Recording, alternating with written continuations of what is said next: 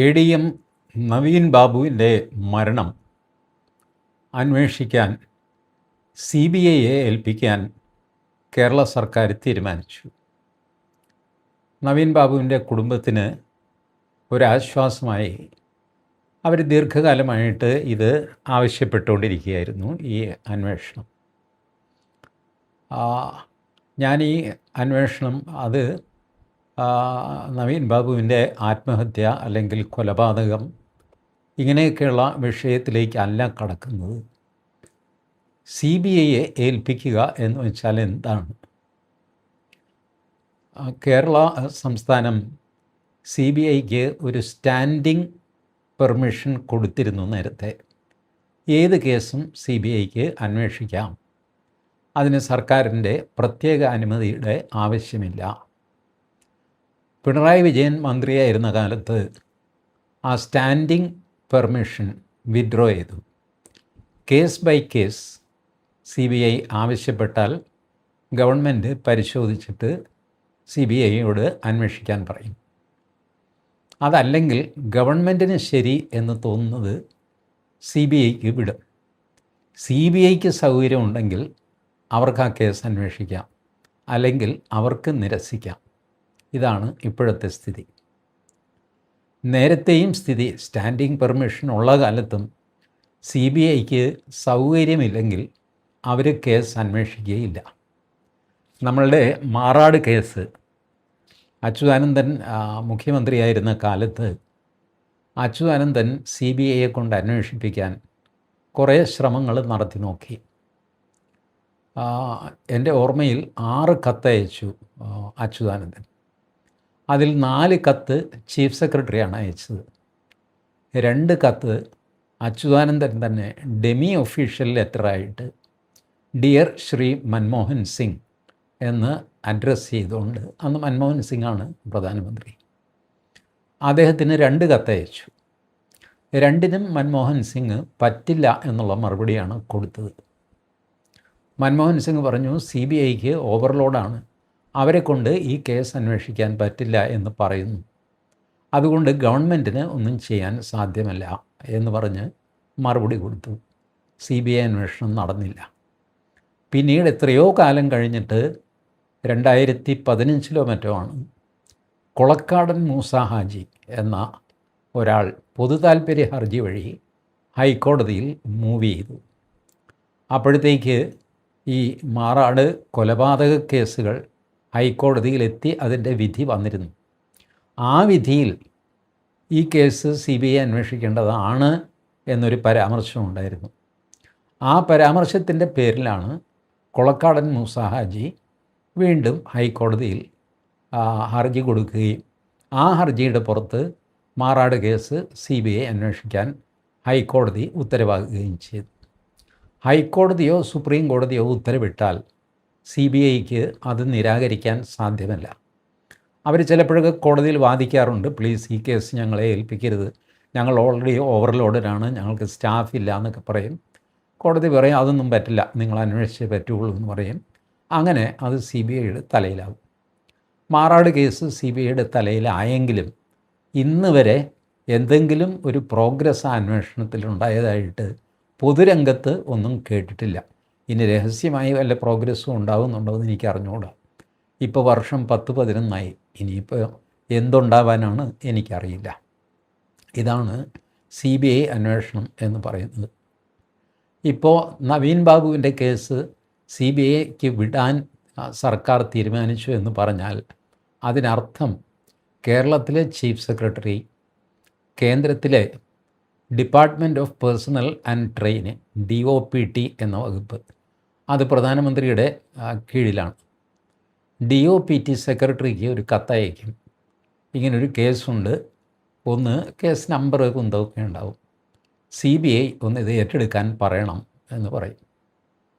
ഇതാണ് ആകെക്കൂടെ കേരള ഗവൺമെൻറ് ചെയ്യാവുന്നത്. അവിടെ നിന്ന് വരുന്ന മറുപടി മിക്കവാറും നോ എന്നായിരിക്കും. കാരണം അതിനും മാത്രം കേസുകൾ CBI അന്വേഷിക്കുന്നുണ്ട്. അതുകൊണ്ട് അവിടെ നിന്നൊരു നോ വരും. ഇവിടെ നിന്ന് വീണ്ടും ഒരു റിക്വസ്റ്റ് പോകും. ഒരുപക്ഷെ അച്യുതാനന്ദൻ കടന്നുപോയ എല്ലാ എക്സർസൈസും VD സതീശനും ചെയ്തു എന്ന് വരും. ഇതാണ് ആകെക്കൂടെ. വന്നും പോയും നരേന്ദ്രമോദിയാണ് ഇരിക്കുന്നത്. നരേന്ദ്രമോദി പറയുന്നു ആ കേസും കൂടെ ഒന്ന് അന്വേഷിക്കണോ എന്ന് പറഞ്ഞു കഴിഞ്ഞാൽ CBI ഈ അന്വേഷണവും കൂടെ എടുത്തു എന്ന് വരും. ഇനി നവീൻ ബാബുവിൻ്റെ കേസ് എന്താ? ഞാൻ മറന്നുപോയവർക്ക് വേണ്ടി പെട്ടെന്നൊന്ന് ഓർമ്മിപ്പിക്കാം. കണ്ണൂർ ADM ആയിരുന്നു, അസിസ്റ്റൻറ്റ് ഡിസ്ട്രിക്ട് മജിസ്ട്രേറ്റ് ആയിരുന്നു നവീൻ ബാബു. 2024 ഒക്ടോബർ 14 നവീൻ ബാബുവിന് ഒരു യാത്രയയപ്പ് കൊടുക്കുന്നു. അദ്ദേഹം പത്തനംതിട്ട ജില്ലയിലേക്ക് സ്ഥലം മാറിയിരിക്കുന്നു. അപ്പോൾ നാളെ രാവിലെ പോവുകയാണ്. അപ്പോൾ അന്ന് വൈകുന്നേരം ജില്ലാ കളക്ടറേറ്റിൽ വെച്ച് അദ്ദേഹത്തിന് യാത്രയയപ്പ് കൊടുക്കുന്നു. ആ യാത്രയയപ്പിൽ കണ്ണൂർ ജില്ലാ പഞ്ചായത്ത് പ്രസിഡൻ്റായിരുന്ന CPMകാരി PP ദിവ്യ അനധികൃതമായി കയറി വന്ന് എന്ന് പറയുന്നു. അങ്ങനെയല്ല, എന്നെ വിളിച്ചിട്ടാണ് വന്നതെന്ന് അവർ പറയുന്നു. എന്തുമായിക്കോട്ടെ, അവർ വന്ന് ഇരുന്നു കൊണ്ട് ഒരു പ്രസംഗം തട്ടിവിടുന്നു. നമ്മളെല്ലാം കണ്ട പ്രസംഗം. ആ പ്രസംഗം വാസ്തവത്തിൽ നമ്മളുടെ ചാനലുകാരും റെക്കോർഡ് ചെയ്തതല്ല. അത് PP ദിവ്യ തന്നെ ഏർപ്പാട് ചെയ്ത ഒരു സ്വകാര്യ TV-കാരൻ വീഡിയോ എടുത്തതാണ്. എടുത്തിട്ട് ചാനലുകൾക്കെല്ലാം കൊടുത്തു. അത് വാട്സാപ്പ് വഴി പത്തനംതിട്ട ജില്ലയിലെല്ലാം പ്രചരിപ്പിച്ചു. ചുരുക്കി പറഞ്ഞാൽ നവീൻ ബാബു പത്തനംതിട്ടയിൽ കാലുകുത്തുന്നതിന് മുമ്പ് നവീൻ ബാബു അഴിമതിക്കാരനാണ് എന്നുള്ള മെസ്സേജ് പത്തനംതിട്ടയിൽ ചെല്ലും. ആ രീതിയിൽ PP ദിവ്യ അത് ഓർഗനൈസ് ചെയ്തു. നവീൻ ബാബു ഇത് അറിഞ്ഞു. പിറ്റേ ദിവസം രാവിലെ ഒരു 8 മണിയായപ്പോൾ ജനങ്ങൾ കാണുന്നത് നവീൻ ബാബു സ്വന്തം ക്വാർട്ടേഴ്സിൽ തൂങ്ങി മരിച്ചിരിക്കുന്നു. ആളായി ബഹളമായി പത്തനംതിട്ടയിൽ അറിഞ്ഞു. പത്തനംതിട്ടയിൽ നിന്ന് ബന്ധുക്കൾ കണ്ണൂർ എത്തുന്നതിന് മുമ്പ് തന്നെ പോസ്റ്റ്മോർട്ടം കഴിഞ്ഞിരുന്നു. ബന്ധുക്കൾ പറഞ്ഞു, ഞങ്ങൾ വന്നിട്ടേ പോസ്റ്റ്മോർട്ടം ചെയ്യാവുള്ളൂ എന്ന് പറഞ്ഞു. അതിൻ്റെ ആവശ്യമില്ല, ഇവിടെ ബന്ധപ്പെട്ട ആൾക്കാരൊക്കെ ഉണ്ടെന്ന് പറഞ്ഞിട്ട് ജില്ലാ കളക്ടർ ഇടപെട്ടിട്ട് പോസ്റ്റ്മോർട്ടം നടത്തിയിട്ട് കണ്ണൂരിൽ നിന്ന് ഈ മൃതദേഹം പത്തനംതിട്ടയിൽ ഇദ്ദേഹത്തിൻ്റെ മലയാലപ്പുഴയിലാണെന്ന് തോന്നുന്നു അദ്ദേഹത്തിൻ്റെ വീട്, അവിടെ കൊണ്ടുവന്ന് ദഹിപ്പിക്കുകയും ചെയ്തു. ഇത് ദഹിപ്പിക്കരുത് എന്ന അഭിപ്രായമുള്ള കുറച്ച് പേരുണ്ടായിരുന്നു പോലും. അത് വീണ്ടും പോസ്റ്റ്മോർട്ടം ചെയ്യണം എന്നൊക്കെ. ഇപ്പോൾ പോസ്റ്റ്മോർട്ടത്തെപ്പറ്റി ഉയർന്ന പരാതി പോസ്റ്റ്മോർട്ടം വളരെ ധൃതി പിടിച്ച് നടത്തിയതാണ്. അതിൻ്റെ വീഡിയോ എടുത്തിട്ടില്ല. നമ്മൾ സാധാരണ ഇത്തരം സംശയാസ്പദമായ മരണങ്ങളിലെല്ലാം തന്നെ കൊലപാതകം ഒക്കെ അതിൻ്റെ പോസ്റ്റ്മോർട്ടം വീഡിയോ എടുത്ത് സൂക്ഷിക്കണമെന്നുണ്ട്. അതല്ല 90 വയസ്സായ ഒരു കിളവൻ ചത്തുപോയി കഴിഞ്ഞാൽ പോസ്റ്റ്മോർട്ടവും ഇല്ല, വീഡിയോയും ഇല്ല, ഒന്നുമില്ല. അങ്ങനെയാണ്. ബട്ട് സംശയാസ്പദമാണ് ആ മരണമെങ്കിൽ അയാൾക്ക് 90 വയസ്സായാലും 95 വയസ്സായാലും കൊന്നുകളഞ്ഞതാണ് അല്ലെങ്കിൽ ആത്മഹത്യ ചെയ്തതാണ് എന്നൊക്കെ സംശയമുണ്ടെങ്കിൽ അത് പോസ്റ്റ്മോർട്ടം ചെയ്യും, അത് വീഡിയോ എടുത്ത് സൂക്ഷിക്കുകയും ചെയ്യും, അത് കോടതിയിൽ ആവശ്യമെങ്കിൽ ഹാജരാക്കുകയൊക്കെ ചെയ്യും. ഇത് ADM നവീൻ ബാബുവിൻ്റെ കാര്യത്തിൽ ഉണ്ടായില്ല എന്നാണ് നവീൻ ബാബുവിൻ്റെ വക്കീൽ വാദിക്കുന്നത്. എന്തുവായിക്കോട്ടെ, PP ദിവ്യ പോലീസിന് കീഴടങ്ങി. ഈ കീഴടങ്ങിയത് പാർട്ടിയിലെ ഒരുപാട് ഡൈനാമിക്സ് കൊണ്ടാണ് എന്നൊക്കെ പറയുന്നു. അവർ മുൻകൂർ ജാമ്യത്തിന് ശ്രമിക്കാനിരുന്നതാണ്. പാർട്ടി അവരോട് കീഴടങ്ങാൻ പറഞ്ഞു. അത് MV ഗോവിന്ദൻ്റെ ഭാര്യ PK ശ്യാമളയ്ക്ക് ഭീഷണിയായിട്ട് PP ദിവ്യ വരുമോ എന്ന് ഭയന്നിട്ട് അഡ്വാൻസായിട്ട് PP ദിവ്യയെ പിടിച്ച് അകത്താക്കാൻ ചെയ്തതാണ്. ഇങ്ങനെ 110 രാഷ്ട്രീയ ഗുലുമാലകൾ. അത് നമുക്ക് വിടാം, അത് ക്രിമിനൽ കേസിനെ ബാധിക്കുന്നതല്ലല്ലോ. PP ദിവ്യ റേസ് ചെയ്ത ആരോപണം പ്രശാന്തൻ എന്ന ഒരാൾ പെട്രോൾ പമ്പിൻ്റെ ലൈസൻസിനായിട്ട് ADM നവീൻ ബാബുവിനെ സമീപിച്ചിരുന്നുവെന്നും അയാൾക്ക് ന്യായമായും ലൈസൻസ് കൊടുക്കേണ്ടതായിരുന്നുവെന്നും ADM നവീൻ ബാബു അത് വെച്ച് താമസിപ്പിച്ച് പോകുന്നതിൻ്റെ തലേ ദിവസം മാത്രം ആ ലൈസൻസ് കൊടുത്തെന്നും അത് കൊടുത്തത് എങ്ങനെയാണ് എന്നെനിക്കറിയാമെന്നും 2 ദിവസത്തിനകം നിങ്ങൾക്കും ആ വിവരം കിട്ടുമെന്നൊക്കെ പറഞ്ഞ് ഭീഷണിപ്പെടുത്തി അവർ ഇറങ്ങിപ്പോയി. ഇറങ്ങിപ്പോയ ചിത്രമൊക്കെ നിങ്ങൾക്ക് ഓർമ്മയുണ്ടല്ലോ.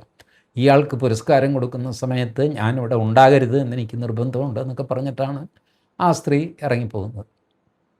അപ്പോൾ ഇത് ആർക്കായാലും വലിയ അപമാനമായി തോന്നും. പക്ഷേ ആത്മഹത്യ ചെയ്യാനും മാത്രം ഒരു ADM ഒക്കെ അല്ലേ ഇദ്ദേഹവും. ഒരാൾ പൊതുവേദിയിൽ വെച്ച് അപമാനിച്ചു എന്ന് വിചാരിച്ചിട്ട് തൂങ്ങിച്ചാവേണ്ട കാര്യമൊന്നുമില്ലല്ലോ. അതൊരു പോയിൻ്റല്ലേ. അപ്പോൾ അതിന് പുറകിൽ വേറെ എന്തോ ഉണ്ട്. ഈ പ്രശാന്തൻ എന്ന് പറഞ്ഞ പെട്രോൾ പമ്പിന് വേണ്ടി നടന്നിരുന്ന ആൾ, അയാൾ ഒരു സർക്കാർ ആശുപത്രി ജീവനക്കാരനാണ്. അയാൾക്ക് എങ്ങനെ ഒരു പെട്രോൾ പമ്പ് വയ്ക്കാനും മാത്രമുള്ള മൂലധനം ഉണ്ടാകും? നമ്പർ 1. സർക്കാർ ഉദ്യോഗസ്ഥന് പെട്രോൾ പമ്പ് നടത്താൻ പാടില്ല. നമ്പർ 2. ഈ 2 ഒബ്ജക്ഷൻസ്. അപ്പോൾ ഇയാൾ കൊടുത്തു എന്ന് പറയുന്നത് 98,500 രൂപയാണ് കൈക്കൂലി. 1,00,000 രൂപ ചോദിച്ചു. 1,500 രൂപ കുറവുണ്ട് സാറേ, ഇതുകൊണ്ട് തൃപ്തിപ്പെടണം സാറേ എന്നൊക്കെ പറഞ്ഞിട്ട് പ്രശാന്തൻ ഇത് കൊണ്ടുപോയി കൊടുത്തെന്നും 1,500 പോട്ടെ എന്ന് പറഞ്ഞിട്ട് നവീൻ ബാബു ഇയാൾക്ക് ലൈസൻസ് കൊടുത്തുവെന്നും ഒക്കെയാണ് കഥ. ഏതായാലും പ്രശാന്തൻ്റെ ഓപ്പറേഷൻസ് മുഴുവൻ ഒരു ദുരൂഹമായിട്ട് നിൽക്കുന്നു. ആ ദുരൂഹത വേണ്ടും വണ്ണം പോലീസ് അന്വേഷിച്ചില്ല. മാത്രമല്ല, ഇതന്വേഷിച്ച പോലീസുകാരൻ രത്നകുമാർ, അയാൾ റിട്ടയർ ആയ പാട് അയാൾ CPMൻ്റെ സ്ഥാനാർത്ഥിയായിട്ട് മത്സരിച്ചു. തോൽക്കുകയോ ജയിക്കുകയോ എന്തോ ചെയ്തു. അപ്പോൾ അത് വ്യക്തമായ ഒരു കള്ളക്കളിയാണെന്ന് ജനങ്ങൾക്ക് തോന്നി. പ്രത്യേകിച്ചും നവീൻ ബാബുവിൻ്റെ കുടുംബത്തിന് തോന്നി. കേസ് അന്വേഷിച്ച ഉദ്യോഗസ്ഥൻ റിട്ടയറായതിൻ്റെ 2ാം പക്കം കമ്മ്യൂണിസ്റ്റ് പാർട്ടിയുടെ സ്ഥാനാർത്ഥിയായി കഴിഞ്ഞാൽ ആരായാലും പറയില്ല, അത് ശരി, ഇപ്പോൾ ഇതായിരുന്നു ഇയാളുടെ ഉള്ളിൽ എന്ന് സംശയം തോന്നി. ഈ സംശയമൊക്കെ വെച്ചിട്ടാണ് ഇവർ ഈ കേസിൽ CBI അന്വേഷണം വേണമെന്ന് പറഞ്ഞിട്ട് ഹൈക്കോടതിയിൽ പോയി. ഹൈക്കോടതി CBI അന്വേഷണം കൊടുത്തില്ല. പക്ഷേ ഇവർ ആവശ്യപ്പെടുന്നതിൽ 1-2 കാര്യങ്ങളുണ്ട്, അത് അന്വേഷിച്ചിട്ടില്ല.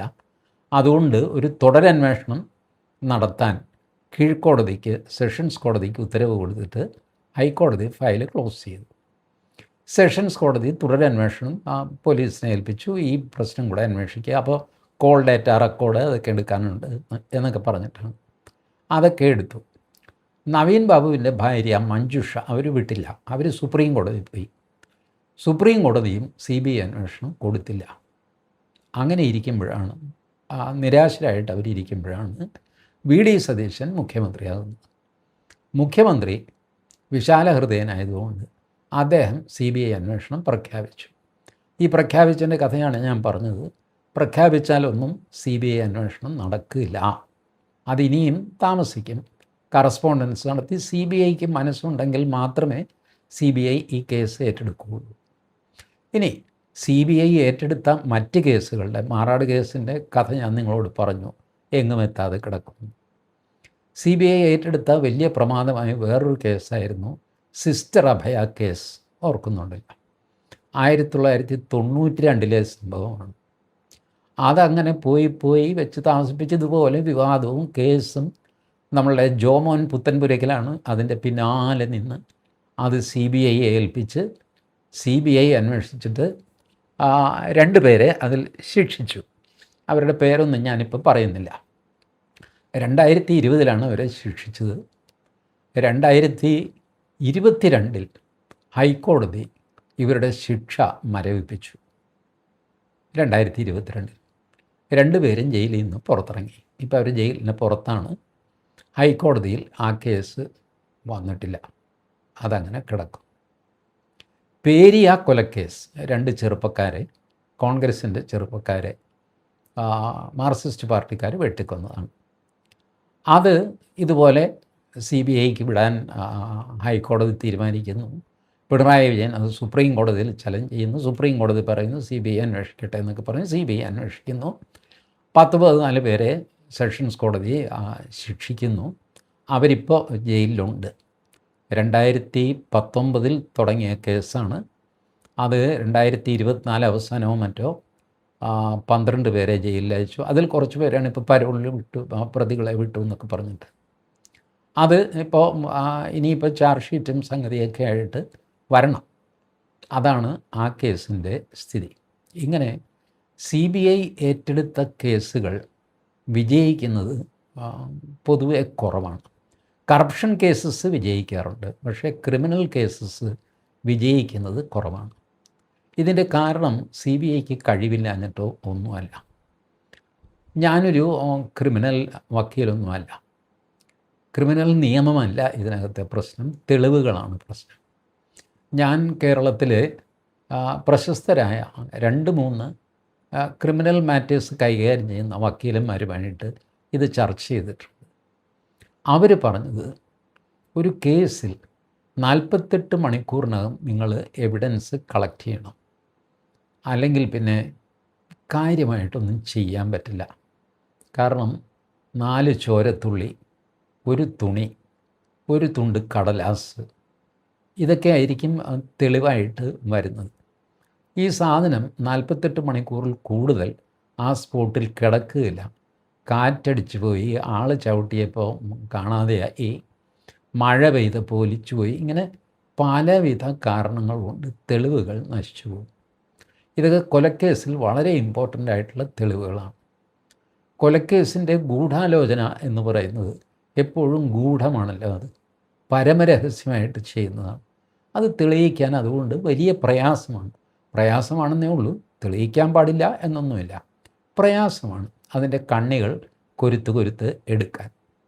അപ്പോൾ കൊലപാതകം നടന്നു എന്ന് തെളിയിക്കാനുള്ള തെളിവ് തന്നെ 48 മണിക്കൂറിനകം നശിച്ചു പോവുകയാണെങ്കിൽ പിന്നെ ഗൂഢാലോചനയുടെ കാര്യം പറയാനുണ്ട്. CBIക്ക് ഓരോ കേസും കൈമാറുന്നത് 2, 3, 5, 8 വർഷങ്ങളൊക്കെ കഴിഞ്ഞിട്ടാണ്. അവരെന്ത് ചെയ്യും? അവർക്ക് പുതിയ തെളിവൊന്നും ശേഖരിക്കാൻ നിർവാഹമില്ല. അവർ സ്പോട്ടൊക്കെ പോയി വേണമെങ്കിൽ നോക്കും, പക്ഷേ പുതിയ തെളിവൊന്നും കിട്ടില്ല. അപ്പോൾ കേരള പോലീസ് കൊടുക്കുന്ന തെളിവുകളുടെ പുറത്ത് അന്വേഷണം നടത്തുക, ഇത്രയേ ഉള്ളൂ. അങ്ങനെ അന്വേഷിക്കുമ്പോൾ ദൈവഗത്യ അവർക്ക് പൊളിറ്റിക്കൽ ബയാസൊന്നും ഇല്ലല്ലോ, അഥവാ ഇല്ലെന്ന് വേണം നമ്മൾ മനസ്സിലാക്കാൻ. അപ്പോൾ അവർക്ക് സംശയമുള്ള ആളുകളെ എല്ലാം ചോദ്യം ചെയ്യാം. അങ്ങനെ അങ്ങോട്ടും ഇങ്ങോട്ടും ചോദ്യം ചെയ്തൊക്കെ വന്നു കഴിയുമ്പോൾ ആരുടെയെങ്കിലും വായിൽ നിന്നൊക്കെ സത്യം വീഴും. അങ്ങനെ കിട്ടുന്ന സത്യം വെച്ച് അവർക്ക് കേസ് തെളിയിക്കാൻ പറ്റും. ഇതാണ് CBI അന്വേഷണം കൊണ്ടുണ്ടാകുന്ന ഒരു ഗുണം. ഒരു കേസ് കൂടെ നിങ്ങൾ ഓർത്തെടുക്കുക. വാളയാർ കേസ്. 2 കൊച്ചു പെൺകുട്ടികൾ ആത്മഹത്യ ചെയ്തു. 13ഉം 9ഉം വയസ്സുള്ള കുട്ടികൾ. 13ഉം 9ഉം വയസ്സുള്ള കുട്ടികൾ ആത്മഹത്യ ചെയ്യുന്നു. അതിതുപോലെ ബഹളമായിട്ട് ആകെ കൂടെ കച്ചറയായിട്ട് CBIക്ക് പോയി. CBIയും റിപ്പോർട്ട് ചെയ്തിരിക്കുന്നത് ഇത് ആത്മഹത്യ തന്നെയാണ്. പക്ഷേ ആ പിഞ്ചു പെൺകുട്ടികൾ പീഡിപ്പിക്കപ്പെട്ടിരുന്നു. അതിന് പ്രോത്സാഹനം കൊടുക്കുന്നത് ഇവരുടെ അമ്മയും അച്ഛനുമായിരുന്നു എന്ന് പറഞ്ഞിട്ട് അമ്മയെയും അച്ഛനെയും പ്രതി ചേർത്തിട്ട് കേസ് മുന്നോട്ട് പോകുന്നു. അവർ 2 പേരും ഞെട്ടിപ്പോയി. അവരുടെ മക്കളെ ക്രൂരമായിട്ട് ലൈംഗികമായി ഉപയോഗിക്കുകയും പിന്നീട് കൊലപ്പെടുത്തുകയും കെട്ടിത്തൂക്കുകയും ചെയ്തു എന്നാണ് അവരുടെ ആരോപണം.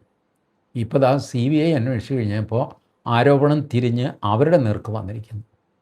അവരോടിപ്പോയിട്ട് ഇൻവെസ്റ്റിഗേഷന് സ്റ്റേ വാങ്ങി.